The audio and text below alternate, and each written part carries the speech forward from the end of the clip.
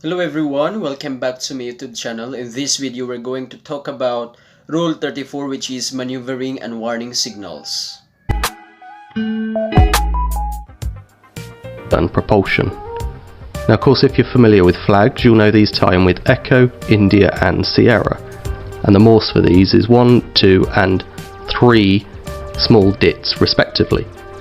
The single letter flag meaning of course ties in with the rules as well. Paragraph A. When vessels are in sight of one another, a power-driven vessel underway, when maneuvering as authorized or required by these rules, shall indicate that maneuver by the following signals on her whistle. So that the standard point of the course, you've got to be in sight of one another. It applies to power-driven vessels underway. And your maneuvering is authorized or required by this rule. This is not just if you are wanting to turn to starboard as part of your passage plan. And then you shall indicate the maneuver, so you have to make these whistle signals.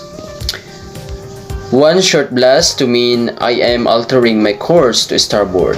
Two short blasts mean I am altering my course to port. Three short blasts to mean I am operating astern propulsion. With this situation now, we can see that the red vessel is approaching the blue vessel and it's a crossing situation. The red vessel has got to alter her course to starboard, so she's going to indicate that manoeuvre by sounding one short blast on her whistle and then making a bold alteration of course to starboard. And then in this situation we've got the power-driven vessel approaching a sailing vessel. And this time she's actually going to alter course to port so that she can pass upwind of the sailing vessel. And she's going to indicate that manoeuvre by two short blasts. Well, paragraph B goes on to say you can supplement those whistle signals with light signals and they carry the same meanings. Well, these signals shall have the following significance. One flash to mean I am altering my course to starboard. Two flashes to mean I am altering my course to port. Three flashes to mean I am operating astern propulsion. In paragraph B, the duration of each flash shall be about 1 second and the interval between flashes shall be about 1 second. The interval between successive signals shall be not less than 10 seconds. Third paragraph, the light used for these signals shall, if fitted, be an all-around white light visible at a minimum range of 5 miles and shall comply with the provision of Annex 1 to this rule.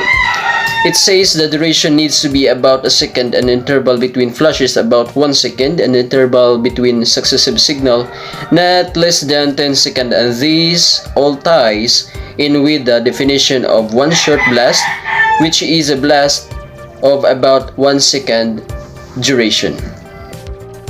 Paragraph C goes on to say if you are in a narrow channels or fairway, this rule actually coincides with Rule 9. So what this is saying is that if you are intending to overtake somebody and the other vessel get to take action, you are going to make your intention clear by sounding either prolonged blast followed by one short blast to mean intended to overtake you or your starboard side. Prolonged blast followed by two short blasts mean to intended to overtake you on your port side. So let's watch this video. Of course, for a more thorough explanation of this, I'm going to link up to Rule 9. I've got a video on that one, so you can go and check that out, and that will cover this part of Rule 34 in a lot more detail with a good example.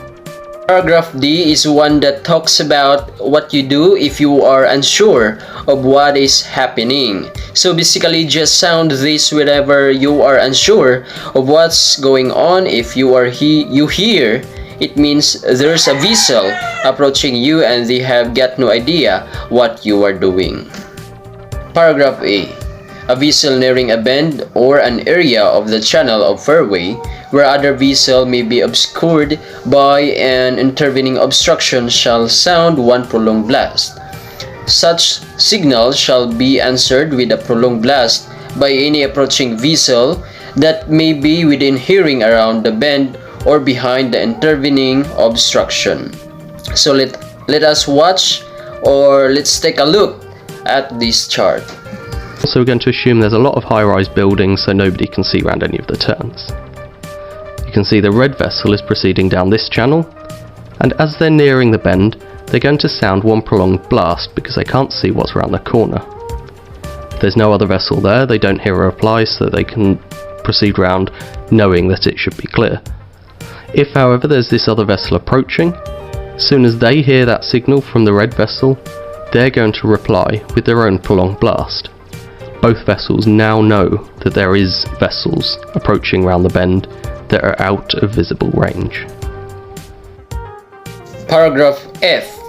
If vessels are fitted on a vessel at a distance apart of more than 100 meters, one vessel only shall be used for giving maneuvering and warning signals. The reason for this is just because of the speed of sound. If the vessels are more than 100 meters apart from another vessel will hear that as two separate vessels and interpret it as two separate vessels.